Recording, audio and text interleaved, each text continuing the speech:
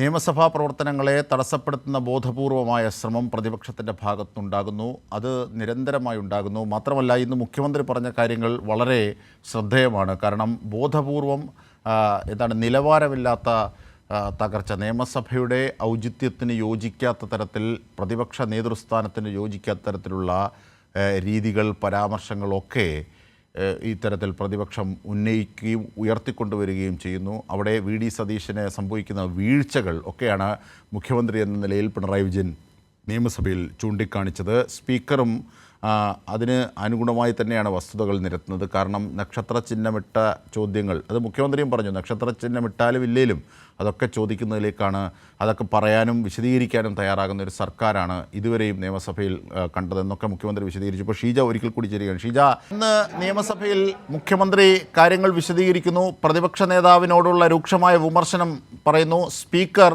ഇതുമായി ബന്ധപ്പെട്ട് ചില കാര്യങ്ങൾ വിശദീകരിക്കുന്നു. എന്താണ് ഇന്ന് നടന്നത്? എന്തൊക്കെ വിവരങ്ങളാണ് നിയമസഭയിലെ ഇന്നത്തെ സംഭവങ്ങളുമായി ബന്ധപ്പെട്ട് നൽകാനുള്ളത്? അജിംഷാദെ, ഏറ്റവും ഒടുവിലായി സഭയിൽ സംഭവിച്ച കാര്യത്തിൽ നിന്ന് തുടങ്ങാം. അതായത് അടിയന്തര പ്രമേയത്തിന്മേൽ സഭയിൽ ചർച്ച നടത്താൻ തയ്യാറാണ് എന്നുള്ള കാര്യമാണ് മുഖ്യമന്ത്രി ഇപ്പോൾ വ്യക്തമാക്കിയിരിക്കുന്നത്. അതായത് മലപ്പുറം വിഷയവുമായി ബന്ധപ്പെട്ടുകൊണ്ട് തെറ്റിദ്ധരിപ്പിക്കുന്ന തരത്തിൽ പല രീതിയിൽ പ്രചരണങ്ങൾ നടത്തുന്ന ഘട്ടത്തിൽ ഈ മലപ്പുറം വിഷയത്തിൽ ഊന്നിയായിരുന്നു ഇന്ന് പ്രതിപക്ഷം അടിയന്തര പ്രമേയത്തിന് നോട്ടീസ് നൽകിയിട്ടുണ്ടായിരുന്നത്. ഈ വിഷയത്തിൽ ചർച്ച നടത്താമെന്നാണ് മുഖ്യമന്ത്രി വ്യക്തമാക്കിയിരിക്കുന്നത്. അപ്പോൾ അതിന്റെ അടിസ്ഥാനത്തിൽ 12 മണി മുതൽ 3 മണിക്കൂർ അടിയന്തര പ്രമേയത്തിന്മേലുള്ള ചർച്ചയ്ക്ക് സമയം അനുവദിക്കുന്നു എന്നുള്ള കാര്യമാണ് ഇപ്പോൾ സ്പീക്കർ വ്യക്തമാക്കിയിരിക്കുന്നത്. ഏതായാലും ഇന്ന് സഭാ നടപടികൾ ആരംഭിച്ചപ്പോൾ മുതൽ തന്നെ പ്രതിപക്ഷം പ്രതിഷേധവുമായി സഭയുടെ എഴുന്നേൽക്കുന്ന ഒരു കാഴ്ച തന്നെയാണ് കാണാൻ സാധിച്ചത്. പ്രത്യേകിച്ചും നക്ഷത്ര ചിഹ്നമിട്ട ചോദ്യമായി അനുവദിക്കണമെന്ന് പ്രതിപക്ഷം അനുവദിച്ച ചില ചോദ്യങ്ങൾ നക്ഷത്ര ചിഹ്നമിടാത്ത ചോദ്യങ്ങളുടെ പട്ടികയിലാണ് അനുവദിച്ചത്. ഇതിനെതിരെയായിരുന്നു പ്രതിപക്ഷം സഭ ആരംഭിച്ചപ്പോൾ, ചോദ്യോത്തരവേള ആരംഭിച്ചപ്പോൾ മുതൽ പ്രതിഷേധിച്ചത്. പക്ഷേ ഇതിൽ നമ്മൾ കാണേണ്ട ഒരു കാര്യമുണ്ട്. അതായത് ഇന്ന് തീർച്ചയായും തീർച്ചയായും ഷീജ, അടിയന്തര പ്രമേയത്തിന് മുഖ്യമന്ത്രിയുടെ മറുപടി. മലപ്പുറം വിഷയത്തിൽ അടിയന്തര പ്രമേയം എടുക്കാമെന്ന് മുഖ്യമന്ത്രി. അതായത് വലിയ വെല്ലുവിളിയോടുകൂടിയാണ് പ്രതിപക്ഷം രംഗത്തെത്തിയിരുന്നത്. എന്നാൽ ആ വെല്ലുവിളി ഏറ്റെടുത്തിരിക്കുകയാണ് മുഖ്യമന്ത്രി പിണറായി വിജയൻ. ഉച്ചയ്ക്ക് 12 മണി മുതൽ ഈ വിഷയം ചർച്ച ചെയ്യാമെന്ന് സ്പീക്കറെ അറിയിച്ചു. മാത്രമല്ല, തെറ്റിദ്ധാരണ പരത്തുന്ന വിഷയങ്ങൾ ചർച്ച ചെയ്യാൻ തയ്യാറാണെന്നും സഭയിൽ അറിയിക്കുന്നു മുഖ്യമന്ത്രി. മലപ്പുറത്തെ അധിക്ഷേപിച്ചെന്ന് കാട്ടി പ്രതിപക്ഷം നൽകിയ അടിയന്തര പ്രമേയത്തിലാണ് മുഖ്യമന്ത്രിയുടെ മറുപടി.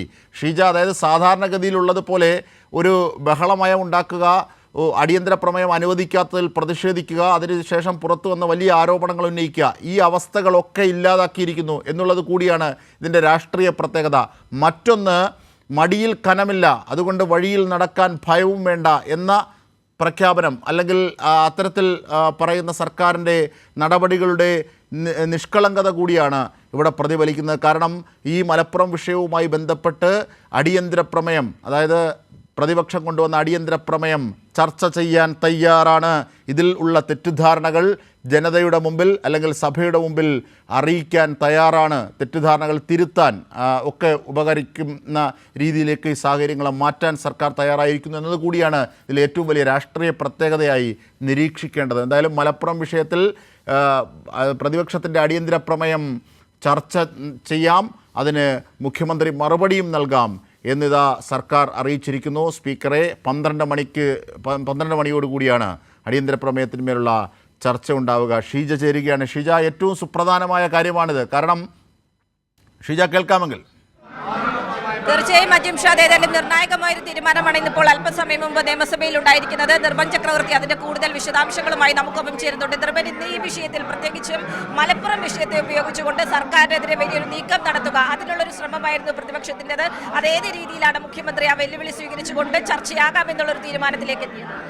തീർച്ചയായും ഷീജ, മലപ്പുറം വിഷയം ഉയർത്തിക്കൊണ്ട് മുഖ്യമന്ത്രി ഒരു പ്രദേശത്തെ അധിക്ഷേപിച്ചു എന്ന തരത്തിൽ പരമാവധി വ്യാജ വാർത്ത പ്രചരിപ്പിക്കാനുള്ള ശ്രമം പുറത്ത് മാധ്യമങ്ങൾ ഒരു ഭാഗം നടത്തി. അത് പ്രതിപക്ഷം ഏറ്റെടുത്ത് പരമാവധി ഉള്ള ശ്രമവും നടത്തി. അത് ഇന്ന് സഭയിലേക്ക് കൊണ്ടുവന്ന് സർക്കാരിനെ പ്രതിസന്ധിയിലാക്കാം എന്നായിരുന്നു പ്രതിപക്ഷം കരുതിയത്. പക്ഷേ മുഖ്യമന്ത്രി ആ വെല്ലുവിളി ഏറ്റെടുത്തിരിക്കുന്നു. മുഖ്യമന്ത്രി പറഞ്ഞത് തെറ്റിദ്ധാരണ പരത്തുന്ന തരത്തിൽ വ്യാജ പ്രചരണങ്ങൾ സാഹചര്യങ്ങൾ ഇക്കാര്യത്തിൽ ഉണ്ടാകുന്നുണ്ട്. അതുകൊണ്ട് പ്രതിപക്ഷം ഉന്നയിച്ച അടിയന്തര പ്രമേയം സഭയിൽ ഉന്നയിക്കാൻ സഭയിൽ ചർച്ച ചെയ്യാൻ സർക്കാർ തയ്യാറാണ്, സന്നദ്ധമാണ്. അത് ചർച്ച ചെയ്യണമെന്നാണ് മുഖ്യമന്ത്രി സ്പീക്കറോട് ആവശ്യപ്പെട്ടത്. അതിൻ്റെ അടിസ്ഥാനത്തിലാണ് സ്പീക്കർ ഇപ്പോൾ ഉച്ചയ്ക്ക് 12 മണിക്ക് ഇത് വിശദമായി ചർച്ച ചെയ്തതിനുള്ള സമയം അനുവദിച്ചിരിക്കുന്നത്. സഭയിൽ പ്രതിപക്ഷം ഇത് പരമാവധി അകത്തും പുറത്തും, സഭയ്ക്കകത്തും പുറത്തും പരമാവധി വിഷയം ചർച്ച ചെയ്ത് ലൈവായി നിർത്താൻ താൽക്കാലികമായിട്ടെങ്കിലും ഒരു ന്യൂനപക്ഷ ഭൂരിപക്ഷ വേർതിരിവിലേക്ക് കാര്യങ്ങൾ കൊണ്ടുപോയി ഒരു സമുദായ ധ്രുവീകരണത്തിലേക്ക് കാര്യങ്ങൾ കൊണ്ടുപോകാനുള്ള ശ്രമമാണ് ഒരു സംഘം മാധ്യമങ്ങളുടെ പിന്തുണയോടുകൂടി പ്രതിപക്ഷം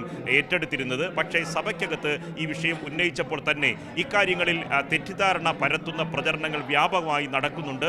അത് ചർച്ച ചെയ്യാൻ സർക്കാർ തയ്യാറാണ്, പ്രതിപക്ഷത്തിൻ്റെ വെല്ലുവിളി ഏറ്റെടുക്കുന്നു എന്നാണ് സഭയിൽ മുഖ്യമന്ത്രി പ്രഖ്യാപിച്ചത്. അതിൻ്റെ കൂടി അടിസ്ഥാനത്തിലാണ് ഇന്ന് അടിയന്തര പ്രമേയം വിശദമായി ചർച്ച ചെയ്യാൻ പോകുന്നത്. അജിംഷാദ്, ഈ വിഷയത്തിൽ വലിയ പ്രചരണങ്ങൾ നടക്കുന്നു, വലിയ കുപ്രചരണങ്ങൾ നടക്കുന്നു. അതിലുള്ള വിശദീകരണത്തിൻ്റെ സാധ്യത സഭയിൽ സർക്കാർ കാണുന്നു എന്നുള്ളതാണ് അതിൻ്റെ ഏറ്റവും വലിയൊരു പ്രത്യേകതയെ കാണാവുന്ന ഒന്ന്. 2, അടിയന്തര പ്രമേയം എന്ന് മുന്നിൽ നിർത്തി ഒരു പ്രതിഷേധം ഉണ്ടാക്കി പുറത്തെത്തി വീണ്ടും ഈ വ്യാജ പ്രചരണങ്ങൾക്ക് ഊന്നൽ നൽകുന്നൊരു രീതിയാണ് പ്രതിപക്ഷം ഉദ്ദേശിച്ചിരുന്നത്. അങ്ങനെയുള്ള പ്രതിപക്ഷത്തിൻ്റെ ഉദ്ദേശത്തിൻ്റെ കാറ്റ് ഊരിവിടുന്ന തരത്തിലേക്കാണ് സർക്കാരിൻ്റെ നയം ഇവിടെ രൂപപ്പെട്ടിരിക്കുന്നത്. അതാണ് ഏറ്റവും പ്രധാനപ്പെട്ട മറ്റൊരു വസ്തുത എന്നത്. അത് മാത്രമല്ല, ഇതിൻ്റെ പ്രധാനപ്പെട്ട രാഷ്ട്രീയം ചർച്ച ചെയ്യപ്പെടേണ്ടത് മടിയിൽ കനമില്ല, അതുകൊണ്ട് തന്നെ വഴിയിൽ നടക്കാൻ ഭയമില്ല എന്ന് മുഖ്യമന്ത്രി സാധാരണഗതിയിൽ ആവർത്തിക്കുന്നത് ൻ്റെ നിഷ്കളങ്കത കൂടിയാണ് രാഷ്ട്രീയമായി ഇവിടെ പ്രതിഫലിക്കുന്നത്. ഈ വിഷയത്തിലുള്ള കുപ്രചരണങ്ങൾ മാറ്റാനൊരു സാധ്യതയായി ഇതിനെ കാണുന്നു എന്നുള്ള രാഷ്ട്രീയം കൂടി നിയമസഭയ്ക്ക് പുറത്തേക്കും ഇതിൻ്റെ ചർച്ച ആ വിധത്തിൽ മാറ്റാനും സർക്കാരിന് മുമ്പിൽ ഒരു സാധ്യത തെളിയുകയാണ്. നിർഭൻ ചക്രവർത്തി, തീർച്ചയായും അജിംഷാദ് പറഞ്ഞത് വളരെ ശരിയായ ഒരു വിലയിരുത്തലാണ്. കാരണം ഇത്തരം സംഭവങ്ങൾ ഇപ്പോൾ വയനാട് ദുരന്തവുമായി ബന്ധപ്പെട്ട് സർക്കാർ ചിലവഴിച്ച ഭീമൻ തുക എന്ന തരത്തിൽ വ്യാജ പ്രചരണം ഒരു സംഘം മാധ്യമങ്ങൾ സംഘടിതമായി നടത്തിയിരുന്നു. അത് മുഖ്യമന്ത്രി വാർത്താ സമ്മേളനത്തിൽ ഏകദേശം 1 മണിക്കൂർ എടുത്താണ് മാധ്യമപ്രവർത്തകരോട് ചോദ്യങ്ങൾ അക്കമിട്ട് ചോദിച്ചത്. ഇത് സംബന്ധിച്ച് നിങ്ങൾക്ക് പറ്റിയ തെറ്റ് തിരുത്താൻ നിങ്ങൾ തയ്യാറുണ്ടോ? അക്കാര്യങ്ങളിൽ മുഖ്യമന്ത്രി നടത്തിയ വിശദീകരണത്തിൽ ഒരു മറുപടി പോലും അക്കാര്യത്തിൽ വസ്തുതാവിരുദ്ധമായി ഒന്നും മുഖ്യമന്ത്രി പറഞ്ഞില്ല. തങ്ങൾക്ക് തെറ്റുപറ്റി എന്ന് മാധ്യമങ്ങൾക്ക് അംഗീകരിക്കേണ്ടി വന്നു. ഈ വിഷയത്തിലും അത് തന്നെ വയനാട് ഈ പറയുന്ന മലപ്പുറം സംഭവവുമായി ബന്ധപ്പെട്ട് സ്വർണ്ണക്കടത്തുമായി ബന്ധപ്പെട്ട പരാമർശത്തെ വളച്ചൊടിക്കാനുള്ള ശ്രമമുണ്ടായി. അത് മുഖ്യമന്ത്രി ഒരു ദേശീയ ദിനപത്രത്തിൽ നൽകിയ അഭിമുഖത്തിൽ അത്ര ഒരു ഭാഗം, ഒരു പ്രദേശത്തെ ഒരു തരത്തിലും അപകീർത്തിപ്പെടുത്തുന്ന ഭാഗം ഇല്ലായിരുന്നു. ആ വർത്തമാന പത്രം അത് തിരുത്തി, മുഖ്യമന്ത്രി അത് തിരുത്തി. CPM-ഉം LDF നേതാക്കളും അത് അങ്ങനെ ഒരു സംഭവം ഉണ്ടായിട്ടില്ല എന്ന് ഏറ്റുപറഞ്ഞു. അതിനുശേഷവും പുകമറ സൃഷ്ടിച്ച് പരമാവധി നീട്ടിക്കൊണ്ടുപോകാൻ വർഗീയ ധ്രുവീകരണത്തിലേക്ക് എന്താണോ BJP കേരളത്തിൽ കഴിഞ്ഞ പതിറ്റാണ്ടുകളായി ശ്രമിച്ചുകൊണ്ടിരിക്കുന്നത്, അതേ ശ്രമം ന്യൂനപക്ഷ വർഗീയത ഒരു വശത്ത് RSS, SDPയും പോപ്പുലർ ഫ്രണ്ടും ജമാഅത്തെ ഇസ്ലാമിയൊക്കെ ശ്രമിക്കുന്ന വർഗീയ ധ്രുവീകരണത്തിന് ചേരി തിരിവിലേക്ക് കാര്യങ്ങൾ കൊണ്ടുപോകാനുള്ള രാഷ്ട്രീയത്തിലേക്ക് പ്രതിപക്ഷം ഇത് ഏറ്റെടുത്തിരിക്കുന്നു. കോൺഗ്രസ് അവരുടെ സർക്കുലറിൽ തന്നെ അവരുടെ നയപരിപാടിയായി ഈ മലപ്പുറം വിഷയത്തെ ഏറ്റെടുത്തു. അതുകൊണ്ട് തന്നെ ഈ വിഷയം സഭയിൽ കൊണ്ടുവന്ന് പരമാവധി ദുരൂഹതയിൽ കാര്യങ്ങൾ നിർത്താം, ആശയക്കുഴപ്പത്തിൽ നിർത്താം എന്നതായിരുന്നു പ്രതിപക്ഷത്തിന്റെ കണക്കൂട്ടൽ. പക്ഷേ സർക്കാർ ആ വെല്ലുവിളി പൂർണ്ണമായി ഏറ്റെടുത്തിരിക്കുന്നു. മുഖ്യമന്ത്രി ഇന്ന് സഭയിൽ പറഞ്ഞത് ഇക്കാര്യങ്ങളിലെ ദുരൂഹത നീക്കേണ്ടത് സർക്കാരിനെ സംബന്ധിച്ചും അനിവാര്യമായ കാര്യമാണ്. പ്രതിപക്ഷം ഉന്നയിച്ച ഈ അടിയന്തര പ്രമേയം സഭ നിർത്തിവച്ച് ചർച്ച ചെയ്യാൻ സർക്കാർ തയ്യാറാണ് എന്ന് അസന്നിഗ്ധമായി മുഖ്യമന്ത്രി സഭയിൽ പ്രഖ്യാപിച്ചിട്ടുണ്ട്. അതുകൊണ്ട് മുഖ്യമന്ത്രിക്ക് ഈ അഭിമുഖത്തെ സംബന്ധിച്ച് പറയാം, സ്വർണ്ണക്കള്ളക്കടത്തുമായി ബന്ധപ്പെട്ട് നിലവിലുണ്ടായ വിവാദങ്ങളെക്കുറിച്ച് സർക്കാരിൻ്റെ ഭാഗം പറയാം. തുറന്ന ചർച്ചയ്ക്ക് പ്രതിപക്ഷത്തിനും ഭരണപക്ഷത്തിനും അവസരം ലഭിക്കുന്നുണ്ട്. അതുകൊണ്ട് ഇത് ജനങ്ങൾ കാണും. പ്രതിപക്ഷം എന്താണ് ആസൂത്രണം ചെയ്തത്, ഇത് പരമാവധി ഇക്കാര്യങ്ങളിൽ സർക്കാരിനെ പ്രതിരോധത്തിലാക്കി. നേരത്തെ അജിംഷാദ് പറഞ്ഞതുപോലെ അടിയന്തര പ്രമേയത്തിന് സർക്കാർ അനുമതി നിഷേധിക്കുന്നു, ബഹളം വയ്ക്കുന്നു. സർക്കാർ ഇക്കാര്യങ്ങളിൽ ഭയന്ന് ഒളിച്ചോടുന്നു എന്ന് പുറത്തിറങ്ങി ജനങ്ങളോട് പറഞ്ഞ് തടി രക്ഷപ്പെടുത്താം എന്നായിരുന്നു പ്രതിപക്ഷം കരുതിയത്. പക്ഷേ സർക്കാർ വെല്ലുവിളി ഏറ്റെടുത്തിരിക്കുകയാണ്. അജിംഷാദ്.